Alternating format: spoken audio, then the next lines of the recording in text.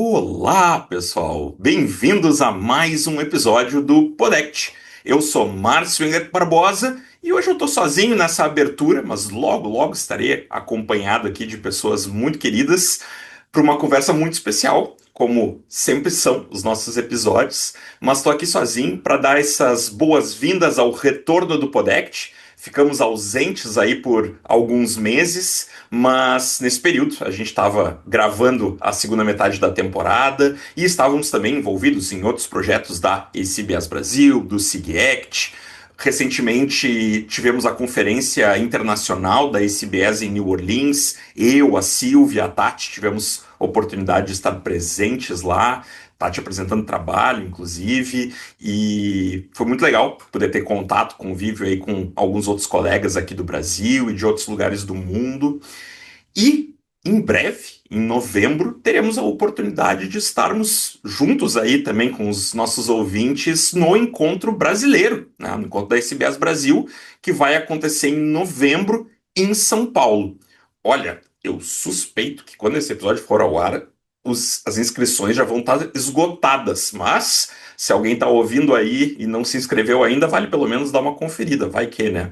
Mas imagino, nossa expectativa aí é que a gente vai esgotar inscrições antes com alguma antecedência aí, porque o encontro vai estar muito legal. Vai estar muito legal e vai ser um prazer encontrar pessoalmente muitas das pessoas que, né, nos escutam e com quem a gente tem uma convivência aí, às vezes já através das redes sociais, enfim, mas quem sabe podendo conhecer algumas pessoas pessoalmente.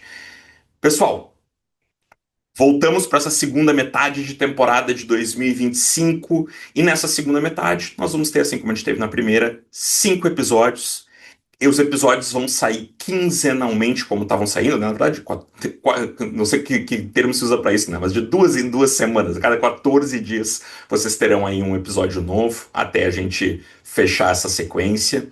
E para esse primeiro episódio da segunda metade da temporada, eu, a Tati e a Gil vamos receber ninguém menos do que Mônica Valentim, uma das psicólogas mais conhecidas nesse campo das contextuais no Brasil, que está aí trabalhando, ensinando, né, contextuais há vários anos já, uma pessoa que a gente admira muito e que tivemos a oportunidade de receber para bater um papo sobre espiritualidade, um assunto que às vezes é meio tenso no sentido de receber um certo preconceito dentro do campo das terapias. A gente pode misturar as coisas, até que ponto, como é que a gente lida com a espiritualidade dos nossos clientes, é algo que faz parte do contexto da psicoterapia, falar sobre isso ou não. Essas e muitas outras coisas vão fazer parte aí desse bate-papo, dessa conversa. E vamos saber um pouquinho mais também de alguns. Eu, pelo menos, conheci através dessa conversa partezinhas da vida da Mônica Valentim aí que eu não conhecia e que achei muito interessante. Gostei muito de conhecer um pouquinho mais aí da trajetória dela na psico, mas também fora da psicologia. E imagino que vocês também vão gostar de ouvir esse bate-papo. Então, vamos lá. Vamos receber a Gil, a Tati e a nossa convidada de hoje, a Mônica Valentim.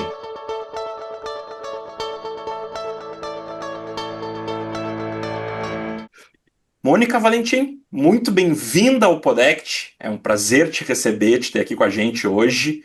E a nossa tradição é sempre pedir para que o convidado se apresente, o que tu gostaria que as pessoas saibam sobre ti, pessoalmente, profissionalmente, teu currículo, o que tu achar relevante. Mas tem uma coisa tão importante, né, que estava na nossa pauta.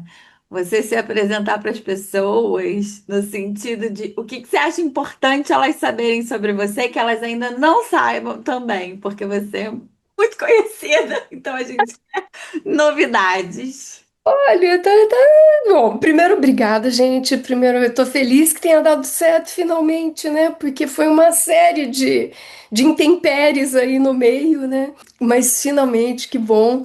Estou muito feliz de estar aqui. Então, eu acho que uma coisa que muitas pessoas não sabem é que eu tive muitas vidas nessa vida. Eu já fui muita coisa. Eu já fui bancária, eu trabalhei 12 anos no Banco do Brasil, né? Eu comecei psicologia com 28 anos, na verdade. A psicologia veio mais tarde na minha vida.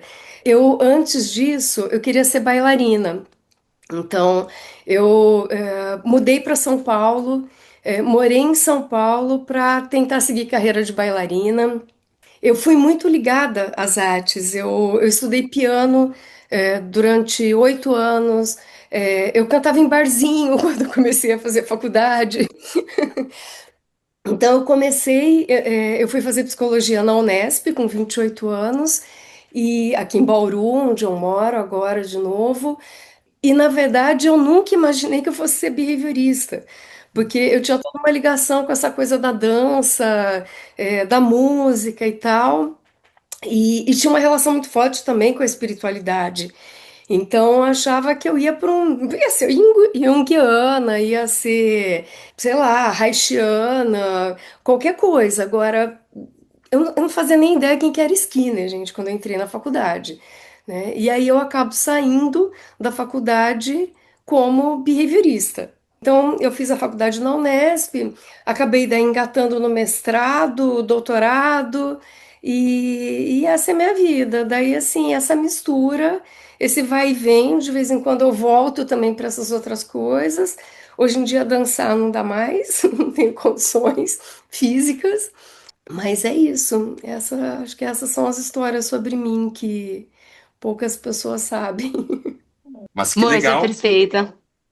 Eu acho que antes, para além disso, talvez menos importante, mas também bem importante, é contar que você foi a primeira Peer Review Act Trainer do Brasil, que você foi nossa primeira presidente da ACBS Brasil. Eu acho que essas coisas são legais de contar. E aí eu acho que eu posso contar uma outra coisa, que é que a Mônica é uma das pessoas mais doces e sensíveis e gostosas de estar perto que eu conheço. Ai, gente, a Tati é suspeita. Eu amo É, a eu sou. Tati de Eu sou, mas é porque eu paixão. conheço.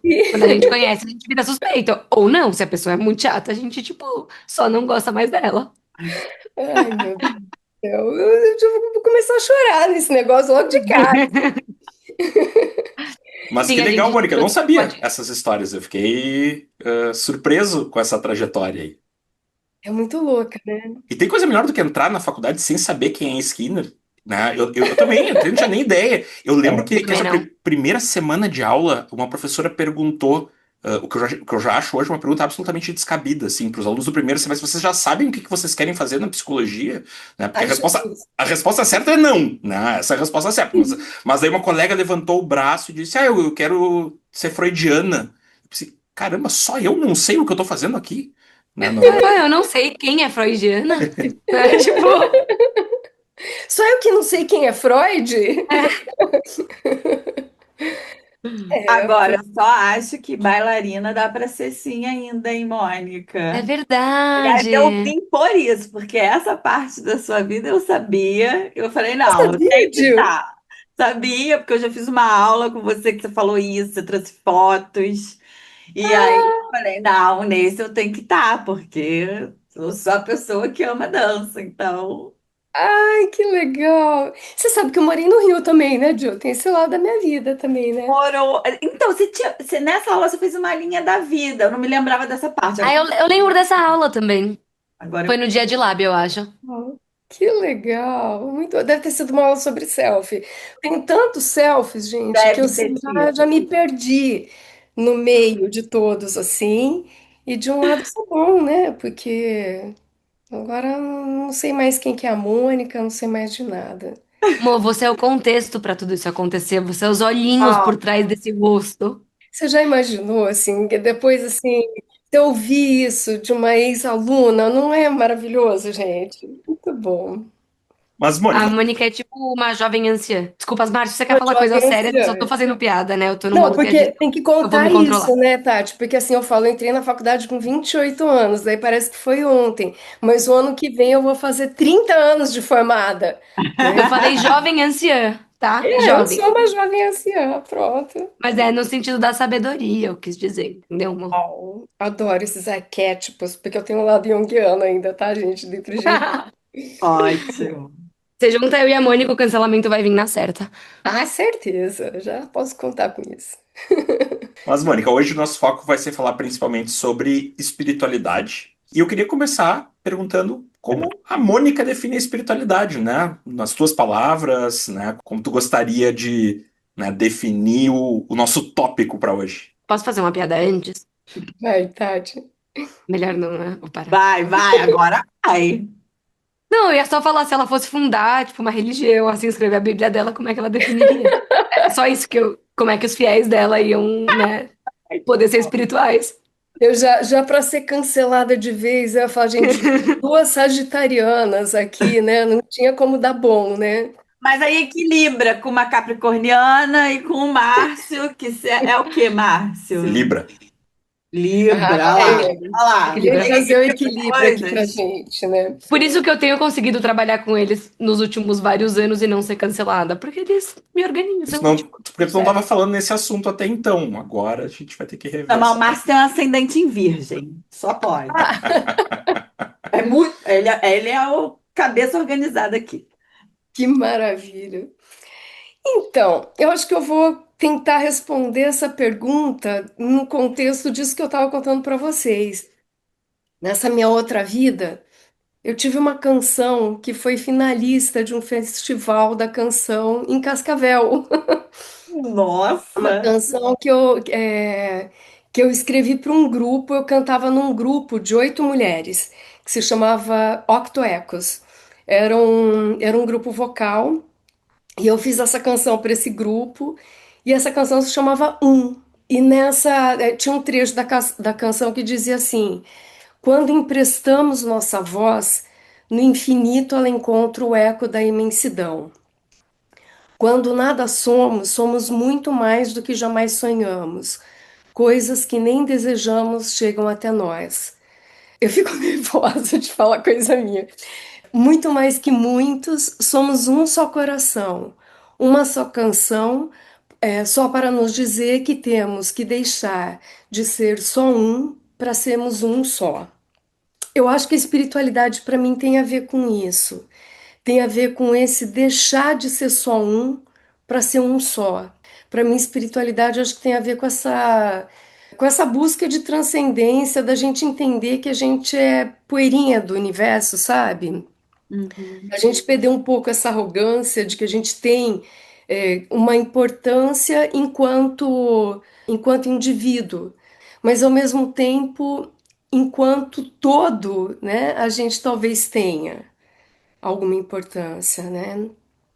Então, acho que espiritualidade para mim é isso, essa busca de transcendência, né? Esse se ver um pouco menos importante e se ver também ao mesmo tempo como parte de alguma coisa maior, sabe? Vocês já viram aquele vídeo no YouTube que sai da íris de uma mulher deitada e ele vai caminhando para o universo, ele vai fazendo a Terra, vai dando uma perspectiva e ele vai entrando no Já universo, vi, é depois ele maravilhoso. E daí você vai volta. tomando perspectiva, né? Eu adoro irado. esse vídeo para a gente saber o nosso tamanho e o tamanho do nosso problema, às vezes, né? Assim, numa dimensão muito maior, né? Que a gente se esquece, né? É. Eu me lembro uma vez que uma terapeuta quando eu fazia terapia com ela, me falou: Tati, se a humanidade inteira deixasse de existir, o que aconteceria com o planeta? E aí eu, tipo, nossa, é isso? Prosperaria. Tipo, É, exatamente. E compreender a espiritualidade, assim, dentro de uma perspectiva behaviorista, não é novo, né? Mas para muitas pessoas eu acho que ainda soa algo estranho, né? Tem artigos do Reis sobre isso, né? Já de décadas, assim. Mas para muita gente isso vira, vamos dizer, é uma novidade até começar a se aprofundar um pouco mais no campo, né? Porque a visão superficial do behaviorismo ou das terapias contextuais não é essa, né? Mas quem tá no meio sabe que, na verdade, sim, tem tudo a ver, né? A gente pensar em espiritualidade dentro desse contexto. Mas acho que seria legal te ouvir, Mônica, um pouco sobre como tu vê isso, né? Assim, como a gente pode compreender a espiritualidade também na perspectiva comportamental contextual. Hum. Mas foi gozado você falar isso, porque assim, eu tenho uma visão um pouco diferente do behaviorismo, assim, nesse ponto, né? Eu acho que é um pouco novo, sim, quando a gente pensa em ser novo, porque teve um grande passo do Stephen Hayes nisso, né? Porque quando eu me formei, né, comecei a frequentar a BPMC, gente, eu participei da terceira ou quarta BPMC, olha como eu sou antiga, né? E eu lembro que, assim, eu sofria muito preconceito, porque eu era uma pessoa muito religiosa. Eu nasci católica, né? Eu sou de família italiana, né? Então, aquela coisa, né, de criação católica. Com 15 anos, eu lembro que eu li Siddhartha e eu me encantei, e aí eu despertei para a sabedoria oriental, para outras formas de pensar a espiritualidade, né? Então, dos 15 mais ou menos aos 20 anos, eu me afastei da Igreja Católica. Mas depois eu voltei e voltei num encontro maravilhoso, que foi um encontro com o Padre Irala, né? O Padre Irala é um jesuíta que morreu ano passado, no dia do meu aniversário, dia 1º de dezembro. E o Irala, ele era um paraguaio de origem guarani, né? Que veio para o Brasil dedicar o sacerdócio dele aos jovens brasileiros. Mesmo quem nunca ouviu falar dele, já ouviu uma música dele. Porque ele era autor da Oração de São Francisco, que foi gravada pelo Fagner, que foi gravada por vários artistas brasileiros, né? Então, é uma melodia muito conhecida, né? A da Oração de São Francisco. O Irala, ele teve uma importância enorme na minha vida. Pra vocês terem uma ideia, ele foi contemporâneo do Papa Francisco. Ele morreu, assim, eles tinham a mesma idade, ele morreu ano passado. Eles estudaram juntos no noviciado, umas histórias muito comuns ali, né? E o Irala, ele criou um grupo que era Oração pela Arte, em que ele ensinava os jovens a rezar através das artes, né? Então, rezar nessa perspectiva, né, de uma conexão com o sagrado através das artes, né? Então, com 20 anos, eu me vi ali descobrindo um mundo maravilhoso de espiritualidade, que era uma coisa de a gente se expressar através da música, da poesia, da dança, do teatro, das artes plásticas, né? A gente montava espetáculos inteiros num encontro. A gente tinha um encontro anual que era nacional, né? E cada vez era numa cidade do Brasil, e a gente montava um espetáculo, assim, e espetáculos incríveis, assim, né? Esse grupo foi um grupo, assim, do qual participaram várias pessoas. Até teve um dia até que a Daniela Mercury falou sobre isso no programa do Luciano Huck, porque o padre Fábio de Mello falou: ah, sua irmã participou muito do OPA, né? Como era carinhosamente chamado, Oração pela Arte, né? A Vânia Abreu, ele estava falando da Vânia Abreu, que é a irmã da Daniela Mercury. Nisa Guanais, né, o publicitário, participava desse grupo. Sérgio Valente, que foi o diretor da Central Globo de Comunicação, né? Então, assim, eram pessoas incríveis, né? Assim, de uma capacidade incrível.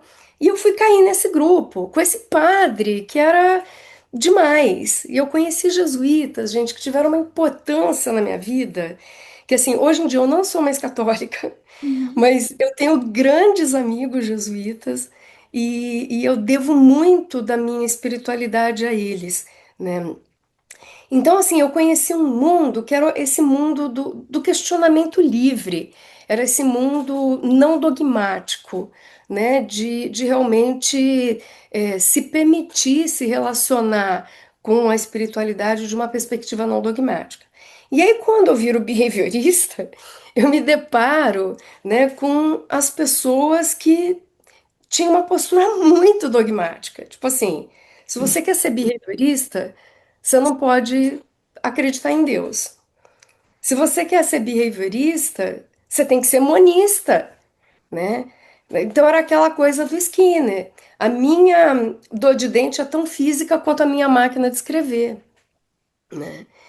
E aí eu tive muitos embates dentro dos grupos behavioristas, porque eu era religiosa e eu não era dogmática. E as pessoas ali que eram da ciência não tinham um mínimo de pragmatismo. Claro que eu não estou falando de todo mundo, tá, gente? Sim. Claro que tem pessoas que, com quem eu convivo até hoje, que, sei lá, tipo, um dos entrevistados nossos, né, o Roberto Banago, que é maravilhoso, e com quem eu sempre pude ter diálogos incríveis. Mas tinha pessoas ali que, assim, me discriminavam porque eu participava de um grupo católico. Então, quando eu me deparo com esse texto do Reis que o Márcio citou, né, que é o Making Sense of Spirituality, cara, um analista do comportamento falar em espiritualidade foi uma quebra de paradigma. Aquilo não foi normal, gente. Vocês não têm noção o que era, assim, a convivência dentro, né, dos meios analíticos comportamentais e, assim, a explosão que foi isso. E nesse texto ele é brilhante, porque eu sempre falo que, assim, eu me tornei muito mais pragmática depois que eu conheci a ACT. Porque antes da ACT, para mim, realmente falar de espiritualidade, eu teria medo de ser cancelada. Total, porque onde já se viu. Skinner falou que tudo é físico.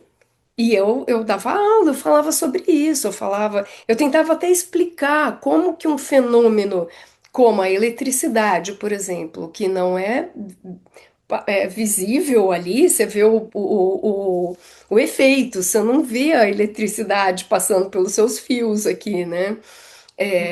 Como isso era um fenômeno físico? Então, tá, meu pensamento era um fenômeno físico, né? Mas essa briga por uma postura monista e que desconsidera que sim, existe uma distinção entre tangível e intangível. E do ponto de vista pragmático, essa distinção ela é funcional. E é disso que eu estou falando. Eu estou falando do que ajuda a construir uma relação melhor com o meu mundo interno, né? Então, assim, o Reis é muito pragmático, né, gente? Ele olha e fala, não, peraí, então essa palavrinha é proibida, espiritualidade? Essa palavrinha a gente não pode tocar nela, porque ela não é uma palavra muito behaviorista, né? Tá, mas e se eu olhar de uma perspectiva pragmática? Quando eu faço uma distinção, e assim, o que é muito legal nesse texto é isso, né? Porque ele vai mostrar pra gente que aquilo que eu tateio, eu vou tatear de uma perspectiva verbal que é consensual, né? O que eu chamo de espiritual, o que eu chamo de material é consenso, gente. E a gente sabe que consenso não é o melhor critério de verdade. Eu posso botar um monte de gente junto que concorda sobre um monte de coisa e não significa que aquilo seja verdadeiro. Então, o critério de verdade para o terapeuta comportamental contextual, e deveria ser para o behaviorista também, né? Para o analista do comportamento tradicional, ou behaviorista radical, deveria ser o que é que funciona. O que é que funciona para atingir os objetivos pragmáticos da ciência. Esses são, esse é o critério de verdade que a gente deveria estar seguindo, né? Mas até então o que eu via dentro da análise do comportamento era uma rejeição a tudo que dissesse respeito à discussão sobre espiritualidade. Então, assim, o que o Reis traz tá, então tem uma coisa que a gente chama de espiritual. Por que a gente chama de espiritual? Porque não é passível de apreensão pelos cinco sentidos. não é tangível, não é por distinção, né?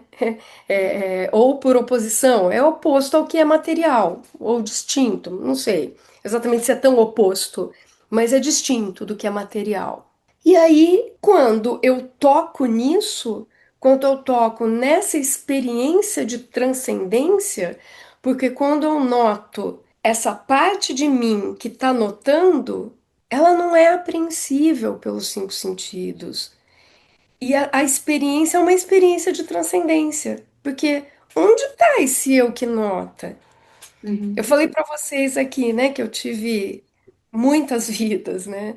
Então, assim, por trás de todas essas Mônicas, tinha um contexto ali, né? Um espaço onde isso estava acontecendo, um locus, né? E como é que eu coloco isso dentro de uma caixinha? Onde que tá essa Mônica que estava lá quando eu era bailarina, que estava lá quando eu cantava em barzinho, que estava lá quando eu era funcionária do Banco do Brasil? Onde está essa Mônica, né? Porque materialmente ela não está mais aqui. Então, assim, esse notar essas coisas e encontrar refúgio nesse espaço me ajuda a ter mais flexibilidade psicológica. Então, quando a gente está falando de espiritualidade na perspectiva funcional contextual, né? A gente está falando disso. A gente está falando de fazer algumas molduras, molduras de distinção, né? Molduras de hierarquia, molduras deíticas, que vão nos ajudar a poder viver uma vida que faça mais sentido pra gente. E isso pra mim faz sentido. Sabe, vou trazer uma curiosidade para vocês. Eu Oba. fiquei surpresa. Eu gosto de transitar por temas, né? Assim, espiritismo, o que que fala, o que Uhum. que o budismo fala, o judaísmo, eu gosto, eu transito muito. E uma vez eu estava assistindo uma palestra de um juiz, né? Que ele é espírita, ele é um palestrante espírita, e ele citou ninguém menos do que Reis. Para Gente! então, eu ouvi aquilo, eu falei, gente, primeiro eu falei, não é possível, eu tô ouvindo. E assim, para falar de aceitação, né? Legal. Como esse paralelo estava ali presente, sabe? Eu achei muito interessante, né? E por isso que acho que é tão valioso quando a gente se abre para ouvir antes de fazer as críticas sem conhecer, né? Sem tentar entender um pouco o que estão falando. Uhum. Total. Tu disse que inicialmente que discordava, né, Mônica? Mas e realmente, né, é uma questão de que tipo de corte a gente tá fazendo, porque eu até fui conferir aqui, né, o Make Sense of Spirituality é de 84. De quatro. Então, né, se a gente olha para trás, assim, são boas décadas, né? Mas na verdade, até hoje, essa conversa, né, pelo que tu disse, acho que tu te sente mais acolhida, né, pela comunidade hoje do que tempos atrás, mas que ainda assim. É um ponto que gera suas divergências e que nem sempre tem um diálogo totalmente aberto, né? Ó, você veja, né? O texto é de 84 e eu me formei em 96. Mas, assim, Uhum. eu não tinha ouvido falar desse artigo. Assim, eu fui tomar contato com ele muitos anos depois. Eu fui tomar contato direto com a ACT, gente, de começar realmente a conhecer em 2013. Foi muito tempo depois. E geralmente, né, a minha experiência é a mesma, né? Eu comecei a estudar ACT também em 2013, assim, mas de tu começar a estudar ACT e tu chegar no Making Sense of Spirituality, geralmente tem um tempo, né? Tem uma lacuna de tempo, porque isso tu vai estudar depois, muitas vezes, né? Bom, pelo menos na minha corrida foi assim, acho que de muita gente é. Não é o artigo número um que tu vai ler, não é o, né? Tu vai começar E por um livro mais é, introdutório, uma coisa, depois tu vai voltando, né? vai voltando. E é interessante pensar, né, Márcio, que assim, esse artigo foi praticamente um ponto ali para o Reis começar a sofrer muita resistência dentro da análise do comportamento, né? Foi quando ele começou a ser quase que expulso, assim, né? O Reis veio para o Brasil, no ano que eu defendi meu doutorado. né? Que foi em 2006. Eu ia todo ano para a BPMC. Eu não fui justamente porque foi na época da minha defesa, né? E eu soube depois, assim, que foi uma coisa, assim, que um monte de gente saiu e largou ele falando sozinho, né? Ele foi super rejeitado, assim. Então, é essa coisa que você estava falando, né, Ju, do respeito, né? E isso para mim tem a ver com dogma, gente. Isso para mim tem a ver com fusão cognitiva, sabe? Tem a ver com falta de pragmatismo. Então, por isso que eu falo que, assim, eu vivi muito tempo dentro da comunidade de análise do comportamento, morrendo de medo de ser cancelada. Morrendo de medo de qualquer coisa que eu abrisse a boca ali e iam falar, ai, você é cognitivista, sabe? Assim, então, assim, eu realmente, assim, para mim foi uma libertação. Quando eu comecei a ler sobre a ACT, eu falei, como assim, gente? O primeiro livro que eu li de ACT, foi isso aqui é análise do comportamento pura. Quem falar que não, tá viajando, né? Aí, a hora que eu comecei a ler aquilo, eu falei, meu Deus. Foi minha libertação, foi muito louco, gente, porque eu descobri a ACT num ano sabático da psicologia. Eu tinha me casado com o Maurício, que era produtor musical, e eu tava no Rio, e eu me desliguei eu já era professora, tudo, mas falei, eu vou dar um tempo. E eu fui cantar jingle, fui fazer outras coisas, assim, né? E aí, quando eu comecei a ler aqui, eu falei, aí sabe quando me dá aquela sensação assim de, gente, eu não devo mais nada pra ninguém. Eu não tô mais dando aula. Até hoje eu fiz de tudo pra não ser cancelada e assim, e não sentir pertencimento. E aí, nesse momento em que eu rompo com tudo, em que eu falo, quer saber? Que se dane, cara. Se quiserem me cancelar, me cancelem. Só que faz sentido pra mim. E aí eu entrei de cabeça na ACT, né? Por isso que teve essa trajetória rápida, assim, né? Que vocês generosamente falaram coisas aí sobre a minha trajetória, né? Mas é porque foi assim. De cara, eu comecei a devorar um livro atrás do outro. Eu falei, eu preciso saber mais. Eu fui para Filadélfia em 2014 e em 2015 eu fui para minha primeira ICBS em Berlim e daí eu não parei mais. E aí o paradoxo foi esse. Quando eu viro, eu falo, quero que se dane, cara. Se vocês quiserem falar que eu não sou behaviorista, eu acho que eu sou terapeuta comportamental contextual, é isso que eu sou. E aí, quando eu rompi, eu comecei a receber muito. Eu rompi não com, né? Porque eu não achei que eu rompi com os meus princípios. Quando eu Uhum. parei de dar importância para isso, eu comecei a ganhar mais respeito dentro da comunidade. Isso foi muito louco. É O, quase como se você bancasse olhar e falar do que você acredita. E é muito act isso, porque é você bancando, tipo, o mal-estar de que, meu, é isso mesmo, eu sou isso mesmo, eu acredito nisso mesmo, e se você não concordar, isso te desagradar, eu banco isso. Eu não vou ficar aqui mudando o que É eu tipo assim, falo o que e. que eu valorizo? O que que eu É, tô ganhando com total, isso? Né? Não tô ganhando nada de tentar falar a mesma língua e tentar, assim, sabe, corresponder total, né, aos dogmas aí. E aí eu aprendi a ser mais pragmática. Foi quando totalmente. realmente eu entendi o que que era pragmatismo. Uhum.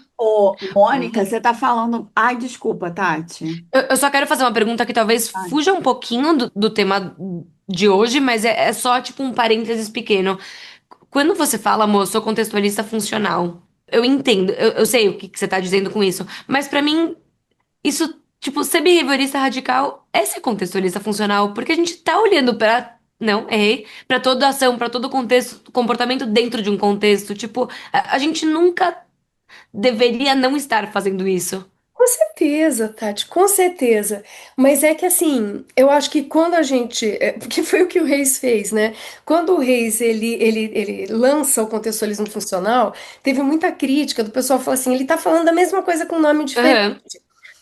Realmente, tem um monte de coisa Uhum. ali que é exatamente isso. Mas ele dá uma justificativa para isso. Ele fala assim: se eu chegasse falando de behaviorismo radical, as pessoas iam transferir as funções aversivas, simplesmente. Perfeito, é isso, é perfeito. É né? isso. Então, assim, quando eu pego e eu falo, tá bom, se vocês acham que eu não sou behaviorista o suficiente para vocês, eu não sou behaviorista radical o suficiente, tá bom, me chama de contextualista funcional. Mas Perfeito. assim, é isso. Na verdade, é ação em contexto, é a base ali do pragmatismo, né? Mas mas claro, Tati, eu acho que a questão é essa. Acho que eu comecei a escolher ser chamada de contextualista funcional Perfeito. dentro da mesma lógica do Reis. Então tá bom. Então, já que eu só tô ganhando as funções aversivas, porque quem Uhum. não era behaviorista também me discriminava, né? E dentro do. Eu não era behaviorista o suficiente para os behavioristas radicais, né? E eu era behaviorista demais para quem, né? Total. É quase que uma permissão para ser, Uma né? permissão para ser. Uhum. Então, agora, com outro nome, eu posso ser fiel a tudo aquilo que me atraiu dentro do behaviorismo radical. Mas E sem. para mim isso é muito doido, né, amor? Porque eu sei, o que te atrai no behaviorismo radical, eu acho que é parecido com o que me atrai. Que é isso, é tipo, o critério de verdade é o que a gente consegue olhar e descrever e não, tipo, o meu pet, sabe? Eu tava. A gente tá fazendo uma meta-análise da arte para os diferentes transtornos psiquiátricos. E aí eu fui me reunir com um psiquiatra que é estatístico que fez a estatística. E aí ele senta pra mim e fala, ai, Tati, acho que você vai ficar, tipo, você acha que você vai ficar muito chateada com os resultados? Aí eu, tipo, sei lá, tô trabalhando nisso faz 2 anos, não deu, tipo, não deu pra analisar? Aí ele, não, mas deu que, tipo, pra depressão, a ACT tá pau a pau com a TCC. Aí eu, tá, como é que isso pode ser um resultado ruim? É um resultado, todo resultado é bom, tipo, que é isso que você tá falando, tipo... Mas é isso, as pessoas começam a querer que, tipo, ai, a minha verdade seja verdade. A minha verdade é Pra melhor todo que a mundo. sua, né? Uhum, Isso. uhum. É, falar eu acredito em Deus dentro do contexto da análise do comportamento é quase que falar, tipo, ah, eu sou um burro, eu sou É, supersticioso, eu não acredito em análise do comportamento, tipo, não acredito mais em nada que eu falo porque eu acredito em pseudociência. exatamente. Assim como citar aquela palavra que praticamente quase não pode ser dita, que é psicanálise, né? Uhum. Também. Eu pensei que você fosse falar de mente, Não, assim, porque essa é outro. Voldemort, como é que é? É, Voldemort, falar de É, mente é tipo aquele que não pode ser nomeado. aquele que não pode ser. pois é, mas eu Mas vejo um pouco isso também com a psicanalista mesmo. psicanálise. E o que eu ia te falar até você foi descrevendo um período da sua vida onde você se sentia ali, de certa forma, não pertencendo, né? E com coisas que você acreditava que eram diferentes.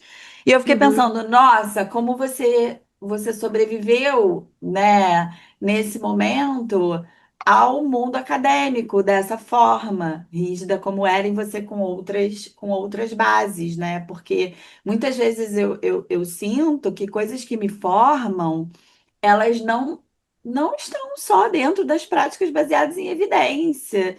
E Sim. eu tenho outras coisas que dentro de mim são muito importantes na hora que eu estou ali sentindo com um paciente. E Uhum. às vezes eu fico assim, ai, sabe, me dá uma certa sensação de exclusão, de medo mesmo, assim, sabe? Eu te entendo. Eu queria Estranha. solicitar que quando vocês forem falar sobre PBE, vocês façam um aviso de gatilho antes, porque esse é um tema sensível nesse podcast, tá? Eu já quase estou me atirando aqui e desvirtuando o assunto, mas eu vou me segurar. Marcia, você vai ser cancelado, tá? Toma muito cuidado com essas piadinhas. Muito provavelmente serei em algum momento, mas tudo Não bem. quis trazer polêmica, mas quis trazer, de fato, um lugar de não É. pertencimento, às vezes. Mas É? são coisas que, para É, mim, são muito valiosas, são muito valiosas. Eu preciso de fontes, realmente, que eu não encontro pesquisa ainda, porque realmente me é. fazem ser quem eu sou, sabe? É louco, né, Ju? Porque eu acho que assim, tem até, já fizeram até dissertação na PUC e tudo, sobre esse histórico da análise do comportamento no Brasil e tal. Então, sempre foi um grupo muito pequeno, isolado e criticado. Então, quando você fala dessa sobrevivência, eu sobrevivi mesmo ao meio acadêmico, porque eu fico pensando, quando eu te ouvia, né? Eu sobrevivi a universidade, onde eu dei aula há 7 anos aqui em Bauru, porque eu era a única behaviorista lá, né? Então, lá eu era behaviorista demais nesse contexto. Quando eu morei aí no Rio, que eu dei aula no IBMR, por exemplo, né? Também, né? Era um outro tipo de sobrevivência, realmente das pessoas terem um preconceito enorme com o behaviorismo, totalmente infundado, né? Mas aí tem esse preconceito do outro lado. Então, eu também sempre me senti meio fora do, sabe, do ninho ali, porque em nenhum lugar eu sentia que eu pertencia totalmente por essa, assim, justamente por né, não ser nem suficientemente behaviorista por um lado e por ser demais pelo outro, né? Total. E eu acho que a ciência comportamental contextual ela consegue propiciar um diálogo um pouco mais respeitoso e é pelo olhar pragmático. É, Total. é por Sim. ter esse olhar pragmático, né? Então não tem essa Total. arrogância de um, Nossa, total. né, de uma postura dogmática, de falar, não, isso aqui está certo porque olha os dados e tal. O rei está sempre questionando, né, os métodos que a gente tem, né, É. estatísticos, né, e o quanto que isso deixa de abranger coisas relevantes para a gente, né? Então, Uhum. eu acho que essa é a nossa. Acho que por isso que a gente se encontrou nesse espaço, né? Porque eu acho que é um espaço que permite um pouco mais, que não vai te julgar. Por exemplo, a coisa da gente gostar, acho que todo mundo aqui, né?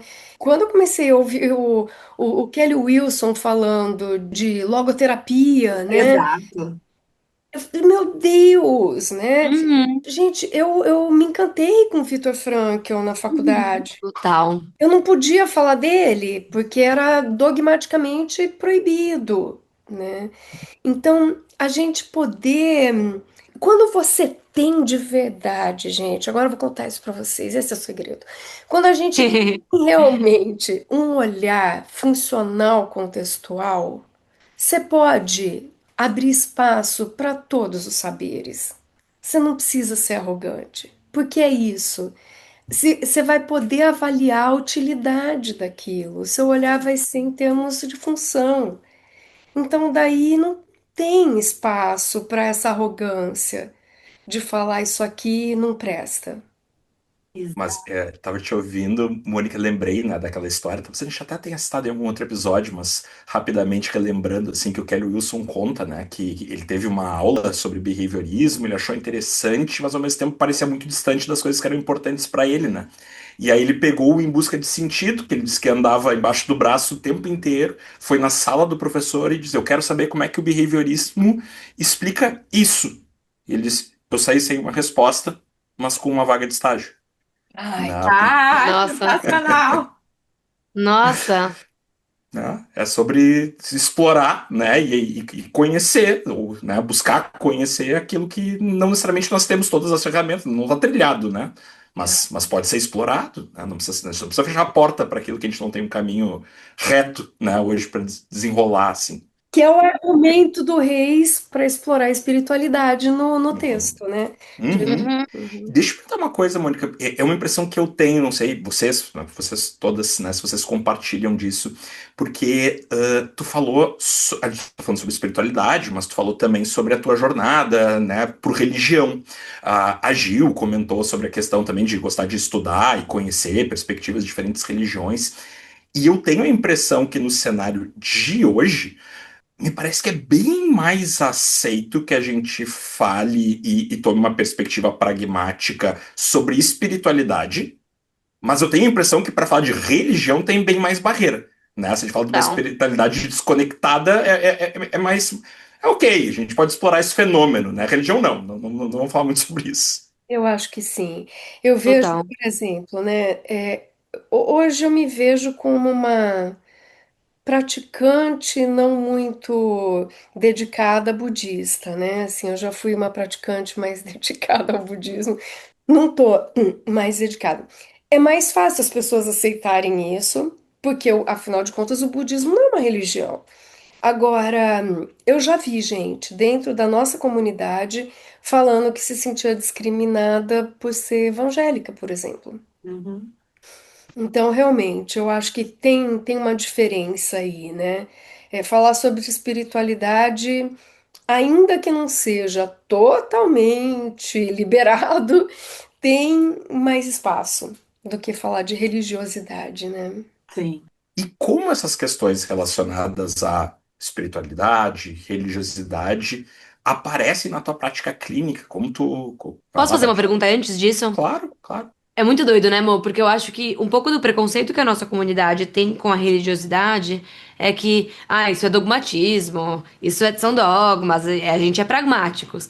E o que você tá trazendo é justamente, cara, a gente tá sendo pragmáticos ou a gente tá usando, sei lá, essa nossa verdade como um dogma? E aí eu não aceito nenhum outro dogma, só o meu. Ser pragmático, será que não é olhar de forma pragmática para outros critérios de verdade?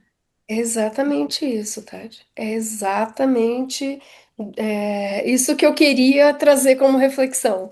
Né? Acho que você Uhum. fez um resumo perfeito, né? Yes! É isso. A pergunta é essa. Acho que você já fez a pergunta perfeita e não é para responder, né? É para gente ficar Eu acho que sim, é só pra ficar desconfortável, porque, tipo, Exato. Mas aí, voltando um pouco, você estava falando da prática clínica, né, Márcio? Eu acho que, assim, o fato de eu ter tido essa história dentro do catolicismo, né, e tudo mais, me ajudou muito por exemplo, receber pessoas de diferentes religiões e às vezes eu peguei pessoas muito religiosas, pessoas evangélicas, né, que tinham algumas questões, algumas fusões, e aí eu achava até interessante partir da perspectiva da pessoa e usar, e aí era legal, porque eu tinha um certo conhecimento ali também, né, das leituras e tudo mais, né, então eu conseguia utilizar aquilo para a gente poder olhar para todas essas questões de uma forma mais flexível e tudo mais, né? Mas eu acho que hoje em dia também tem um certo preconceito, assim, como se a religião sempre fosse ser limitadora de repertório, né? E nem sempre vai ser. Né? Eu acho que a gente tem que olhar para qual que é a função da religião na vida daquela pessoa, né? Como que ela se relaciona com a própria religiosidade. Então aí você vai ver que para algumas pessoas isso pode ter um fator libertador muito grande, né? E pode ajudar muito também na terapia. Pode ser um suporte ali também, né? Então, eu acho que dá para conciliar muito bem. Voltando nisso, né? Sem preconceito. Acho que a questão é olhar sem preconceito. Tem uma bússola, né, que a gente pode usar. Expande ou enrijece essa pessoa? Perfeito. É isso, Gil. É isso. Expande ou enrijece. É isso, a gente tem que ter essa perspectiva, né? Qual que é o efeito que isso está tendo na vida dessa pessoa, né? Então, se está enrijecendo, será que eu posso ajudar essa pessoa a se relacionar com isso de uma maneira que expanda? Então, Uhum. ela não precisa abrir mão da religião, mas talvez ela possa encontrar outras maneiras de se relacionar com a própria religiosidade. Então eu já usei muito, sabe, tomadas de perspectiva, mas se Jesus, não sei o que lá, já fiz umas dessas, sabe? Se Aham. fosse Jesus olhando para você, papapá, como é que ele veria? e isso é você estar sensível ao teu ouvinte, ao que toca a ele. Você tá sendo responsivo lá na hora, que é tipo, Aham. Não tem incoerência, não tem incompatibilidade nisso. Com certeza, com certeza. Eu tava pensando, assim, de que teve momentos na minha carreira, assim, logo que eu comecei a trabalhar clinicamente, em que eu tinha receio, né, agora olhando para trás, assim, de explorar elementos relacionados à religiosidade, mas não porque eu achasse que isso não era útil. Porque eu acho que, para mim, sempre, né, tomar a perspectiva do cliente nos ajuda a entender, né, como é que ele se relaciona com o mundo, consigo mesmo, mas por elementos da minha própria identidade profissional. assim, né? Então, na faculdade, eu era um cara muito preocupado com a questão da verificação de eficácia, né? Tipo, essa coisa científica, né? Era algo que me atraía em algumas abordagens e me afastava de outras. Então, assim, para mim, dar muita atenção para isso era algo que me afetava pessoalmente, assim, né? Não que eu pensasse isso na época, mas acho que olhando para trás tem um pouco disso, assim, quase como se eu tivesse abrindo mão de algo que parece pragmático, quando eu digo que eu estou preocupado com, né, as evidências, mas que no fundo virava meio dogmático, assim, né? Eu me interesso pelas evidências, eu descarto aquilo que eu não tenho só porque eu não tenho, né? Não porque tem evidência de que não é útil ou que não possa ser bom e tal. Então parecia que se eu entrasse muito nisso, eu ia estar me desvirtuando de algo que eu primava, assim. E hoje, que eu acho que eu consegui desapegar bastante disso, né? Não que eu não me importe mais com evidências, mas eu entendo que isso é uma parte, né, do que a gente tem que olhar como É clínicos, isso. como, né, É uma parte. acadêmicos, tá? Uhum. Eu sinto muito mais. Eu fico curioso. Antes isso me podava, né? Sobre o que a gente vai Uhum. falar aqui nesse espaço e tal. Agora eu me permito ser muito mais curioso, assim, sobre. Eu não entendo como é que é, me conta, né? Ou eu não conheço, Tão me conta legal como é. isso, né, Márcia? É tão bom, né? Isso né? Abre um leque ali, né? O fato da gente ouvir o outro também não significa que a gente vai ter que concordar com tudo e acreditar em tudo que a pessoa está acreditando, Exato. né? Mas assim, Mas é posso gostoso, contar uma historinha? Posso né? contar uma historinha rápida, mas é que eu adoro, assim, eu acho tão legal, assim. A minha família e a família da minha esposa são famílias de origem católica, mas nós não somos, né, assim, nós somos mais céticos, né, e na nossa perspectiva, nós não somos pessoas religiosas, enfim, eu e minha esposa. E a minha filha estuda numa escola judaica, Aham. e ela tem 7 anos. É tão legal, quando ela chega lá e contando, tipo, hoje eu aprendi na escola que isso, que isso, que aquilo. Daí isso virou, lá na minha escola, eles acreditam que. Daí ela conta. Ai, que legal. Daí ela, e nós, pai, no que nós acreditamos? Eu disse, olha, filha, né, as pessoas acreditam em coisas diferentes. Algumas, né, tua avó E é acredita de uma louco. coisa, na tua escola acreditam de outro, alguns dos seus colegas, as famílias deles acreditam como na escola, outros talvez não. Com o tempo tu vai escolher o que tu acredita, né? Márcio, e é incrível isso, porque é uma baita oportunidade de desenvolvendo, ajudando ela a desenvolver o self dela de o que você acredita, porque acreditar é uma coisa tão pessoal, e Exato. aí a gente tá tentando achar isso no outro, é o que nossa cultura ensina a fazer, né? Tipo, hoje em dia, 90% da minha terapia é, Tati, e você? O que você tateia dentro de você? O que você pensa, sente, acha, gosta, acredita? É isso. É tão legal, né? Acreditar é Poder uma coisa. tomar, poder olhar essa perspectiva, olhar É, as coisas em perspectiva e poder entender a é. perspectiva E é do outro. engraçado, Como a Márcio, Mônica ela estava dizendo, já não precisa está olhando concordar. em perspectiva, né? Sim, Lá na É, sim. minha escola, eles é, muito é. bom E, e, isso. ne- e- e isso é algo que eu acho que favorece, né, nessa questão, assim, porque, por exemplo, eu que estudei numa escola católica, vindo de uma família católica, tudo andava muito linear, né, e não tinha Quadradinho ali, né? Tudo tem. nenhum incentivo a tomar outra perspectiva, assim, né, e eu acho tão legal ver ela pequenininha tomando perspectiva e a gente podendo tentando ajudar ela, né, nessa linha de o que tu acredita, né, ou vai construindo o que tu acredita, não sou eu que vou te dizer o que tu tem que acreditar. E na clínica, Mônica? Como é que a tua trajetória com a espiritualidade, com a religiosidade te ajuda, ou se tu acha que eventualmente traz algum obstáculo para o teu trabalho clínico, como é que tu nota isso chegando nos teus clientes? É curioso, né, gente? Porque eu fiquei pensando, né, quando vocês me chamaram para falar sobre isso, né, eu pensei assim, nossa, que engraçado, né, porque eu sempre me considerei uma pessoa muito espiritualizada, e eu acho que durante minha vida toda eu tive, assim, sempre muito forte essa busca por transcendência, né, então, fosse pelo caminho cristão, fosse pelo caminho budista, fosse pelo caminho que fosse, sempre querendo, sempre buscando, né, uma coisa de transcendência e tal, né? Então, é engraçado tentar falar da minha espiritualidade hoje, é estranho falar disso, porque assim, agora em agosto vai fazer 2 anos que eu perdi um sobrinho neto de 5 anos, né? E isso foi foi um trauma na minha vida.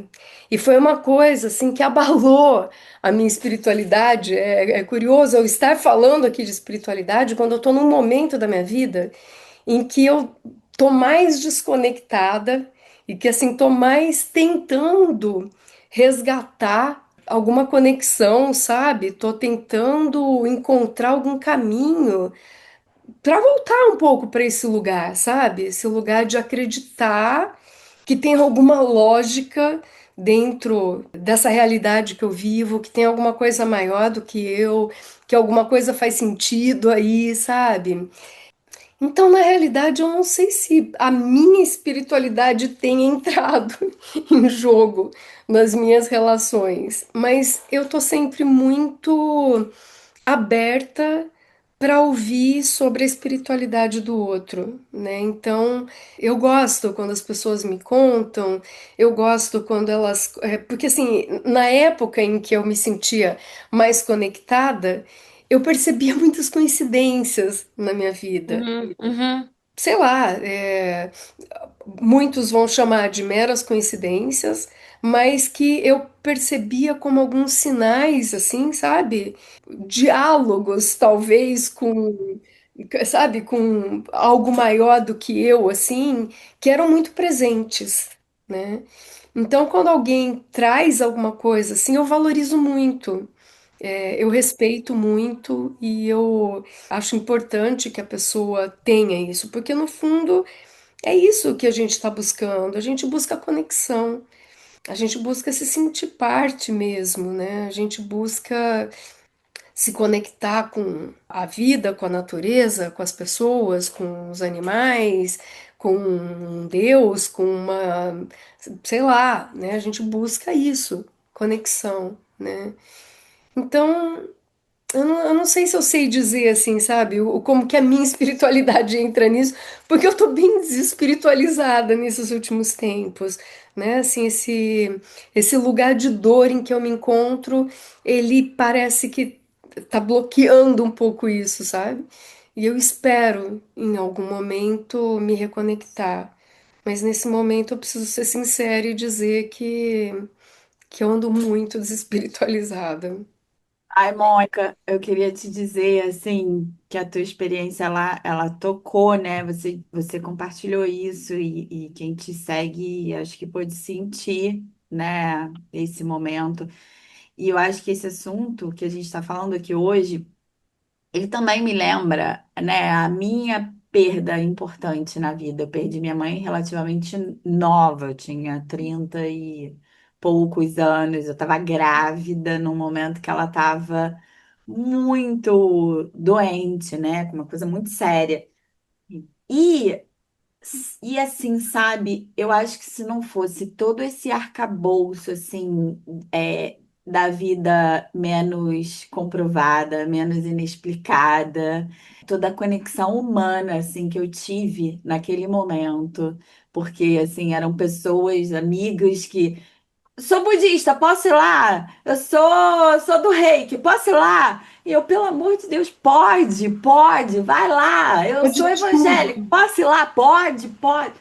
Isso fazendo uma corrente de força para passar por esse momento, assim, nem palavras para agradecer essas pessoas que foram muitas que estiveram comigo. Então, assim, para mim, a perda foi realmente o que me fez enxergar, e falando do Viktor Frankl de novo, o sentido da vida, sabe? Uhum. Tô aqui porque para quê? O que que eu quero? O que que eu tenho para fazer com isso aqui, né? Que eu tô nesse momento. Eu acho que foi aí que eu caí assim dentro da psicologia da forma mais amorosa, assim, de poder estar com o outro. Ponto. A gente está junto, sabe? Então acho que a dor me transformou. Fiquei te ouvindo falar, amor, e fiquei pensando numa coisa. Eu também passei, você sabe, né, por uns momentos bem difíceis na vida recentemente. Acho que de outra ordem disso que você passou, mas que também foram muito difíceis pra mim e que abalaram muito, num primeiro momento, sei lá, minha fé, minha espiritualidade, minha conexão com Deus, que era algo realmente importante pra mim. E aí depois de refleti bastante, te ouvindo falar. Eu acho que uma das coisas que mais me afastou dessa conexão espiritual, que era minha, era uma fala que muitas pessoas que são desse mundo mais espiritual têm, que é de tipo, ai, as coisas acontecem por um motivo, você tá passando isso porque você tem que passar. E aí eu entendo de onde vêm essas falas, mas têm um. Elas têm uma conotação que é muito não act, né? Que é de tipo, se Invalidante. você entender, você vai Invalidante, sofrer menos. E o É, caminho que a gente vai é tipo, cara, você tá sofrendo 10 de 10, beleza, tá tudo bem, pode sofrer 10 de 10, né? Eu não preciso de nenhuma explicação, de nenhuma racionalização que vai exato. fazer você sofrer 6 de 10. E aí, essas falas que vinham de pessoas bem intencionadas e muito queridas criaram um abismo entre eu e a minha espiritualidade. Eu exato. te entendo perfeitamente, Tati. E assim, é muito curioso, né? Porque eu falo que esse evento foi o evento mais budista da minha vida, né? Porque Uhum. realmente assim, tirou meu chão, que nunca esteve ali, na verdade, nunca teve chão. Mas a gente quer acreditar que tem um chão, né? Então, eu nunca me esqueço do primeiro workshop que eu fiz com a Robin Walser, e que era um workshop sobre desesperança criativa. E ela foi conduzindo de uma maneira que eu fui percebendo que foi a fase que eu estava a praticante mais dedicada ao budismo, assim. Então, eu participava de retiros que eu passava 10 dias em silêncio, meditando 10 horas por dia, sentava a bunda na almofada, entendeu? E ficava ali, quase morrendo de dor no corpo, me arrebentando, mas eu estava ali, né? E depois eu mantinha essa prática, eu sentava para meditar. Para mim, ficar sentada 1 hora na almofada era fichinha, assim, né? Hoje em dia eu não tô nem meditando, assim, prática formal, né? Então me desconectei. Mas eu me lembro que naquele momento ali eu percebi que havia uma esperança muito forte dentro de mim de que se eu fosse a pessoa mais certinha, mais dedicada, eu ia evitar o sofrimento, entendeu? E que eu ia conseguir de alguma maneira. E eu lembro de uma frase dela, ela com aquele jeito dela, assim. There's no way out. Isso ficou muito marcado para mim, É, sabe? Não juro tem que é. saída, gente, porque é Não. isso. A gente ainda assim, e desesperança criativa se trata disso. A gente precisa perder a esperança de que a gente vai conseguir controlar, né? Na desesperança criativa é perder a esperança no controle do mundo interno. Mas a gente também tem, daí fora da ACT, daí falando não como professora de ACT, mas falando daí, talvez mais como uma aprendiz de budismo, né? Que a gente tem uma esperança que a gente vai conseguir controlar o mundo à nossa volta. E não tem controle. Então, eu falei na minha terapia essa semana que eu tinha uma arrogância budista ali. Já falo, gente, eu não matava formiga, eu estava fazendo de tudo para benefício de todos os seres, para a liberação de todos os seres. Então, eu achava que uma coisa dessas não ia acontecer com uma pessoa que estava fazendo tudo tão bonitinho, entendeu? Porque Uhum. foi uma pancada forte demais. Foi forte demais. Assim, não dá para explicar, assim. Eu tenho 61 anos e eu passei por muitas dores na minha vida, mas nada se compara, nada, né, a isso. Então, é, você perde a inocência nesse momento. Você perde a inocência, você perde. E assim, essa semana, gente, eu me deparei com um livro que eu comprei do Walter Hugo Mãe. E eu queria pedir licença para ler um trechinho, Claro. Por favor. que assim, eu achei sensacional. Ele fala assim: olha, no início é muito difícil acreditar que vamos voltar a uma alegria, porque não existe normalidade. A morte é uma aberração. É aberrante, é ofensiva. Por isso ela cria em nós uma ideia de profunda injustiça. Uhum. Bem para mim que a mais insuportável das vidas é a vida injustiçada. Percebe que tem um, né? e não é justo, não é justo, é uma fusão com não é justo, né? Sim. Podemos ir suportando grandes desafios, mas tudo se torna quase desumano a partir do momento em que perspectivamos o que nos acontece como algo profundamente injusto. O sermos injustiçados retira-nos a dignidade humana. E um confronto com a falta de dignidade e a morte parece trazer-nos isso, humilha-nos. A dor é tanta, o sofrimento é tanto, que imediatamente somos levados a uma humilhação. É muito importante que criemos outros significados para as coisas. Olha que maravilhoso isso, gente, né? Então, é isso, assim, eu tô muito presa nessa fusão. Mônica, eu queria te falar uma coisa, assim, até a ver com o que a gente acredita aqui nas nossas abordagens, assim. Então, eu acho que eu não te desejaria sentir menos dor, né? Porque é muito inevitável, mas que você possa se sentir amada, né? Que você possa sentir o amor, porque eu acho que isso é o mais, assim, especial entre a gente estar, se encontrar. Perfeito. Obrigada, tio. Obrigada. E eu me sinto. E eu sou muito grata por isso. Pessoal, é, acho que é super comovente, assim, ouvir o teu relato, Mônica, e que bonito também poder tocar nisso e topar compartilhar com a gente, com os ouvintes, né, um pouco dessa dor. Mas, e como a Gil disse, acho que tem uma parte muito legal disso, porque isso também, né, abre espaço para que a gente receba o carinho, né, das pessoas que gostam da gente. Mas infelizmente nós temos que ir encaminhando também para o final desse episódio. Estava tão boa, né, essa conversa nos seus diversos pontos. Mas eu queria propor para a gente fechar assim a nossa clássica pergunta de encerramento. E talvez, na verdade, a Mônica já tenha até adiantado ela, mas aí tu nos diz, Mônica, se tu quer recomendar o livro, que tu acabou de citar uma partezinha, se tem alguma Eu outra ainda não coisa. li, então. Ah, ok. Bom, eu sou a rainha de recomendar livros que eu não li. Pode recomendar, porque eu já quero ler esse trecho pra minha É mãe. autorizado. E quer perguntar um pouquinho sobre a questão da espiritualidade, e a gente sempre finaliza perguntando sobre elementos da cultura pop, né? Se tem alguma coisa que nosso convidado indique, que né, a gente indique para quem nos escuta, de repente, poder continuar em contato com o tema através da arte, né? Que você também citou anteriormente, assim, que a gente também acredita que é muito útil, muito importante. Uhum. Eu acho que assim, eu vou pegar esse gancho. Depois eu vou achar alguma coisa da tristeza, mas assim, depois eu vou pegar o nome. Eu ainda não li o livro, mas isso daí é uma entrevista que o Walter Ugumãe Mãe deu sobre o livro, e quando eu Hum, li essa entrevista eu fiquei enlouquecida, e aí eu comprei. O livro não saiu no Brasil, ele só saiu em Portugal, mas eu consegui comprar pela Porto Editora. Eu comprei o e-book e baixei o reader deles lá, né?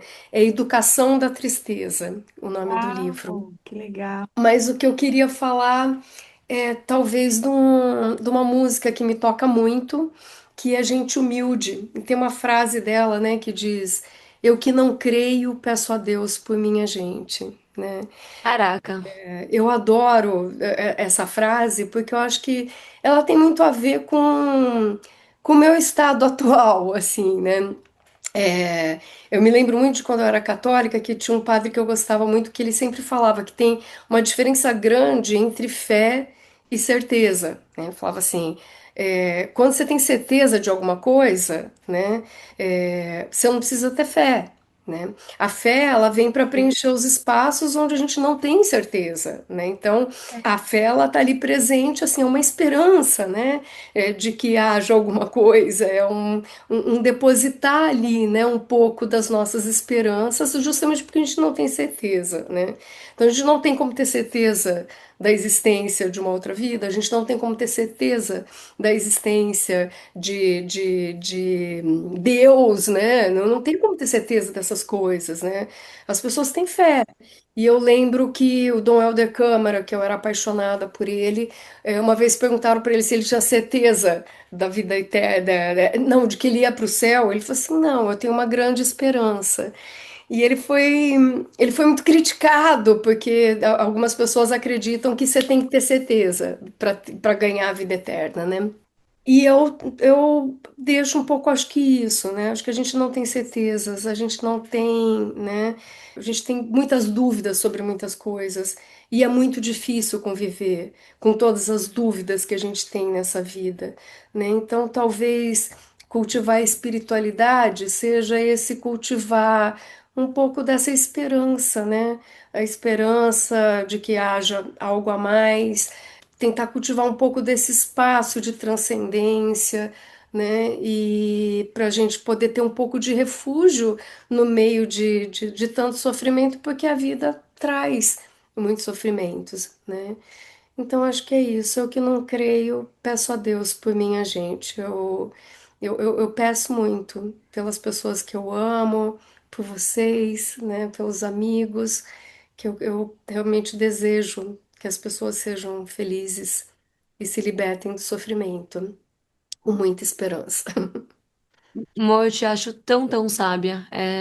E acho que você tem um olhar tão flexível sobre as coisas. Tipo, no fundo, é isso que eu vejo dessas coisas que você fala. É olhar com flexibilidade, com tomada de perspectiva, com conseguindo tocar no que importa, enxergar o que importa pra você, pro outro.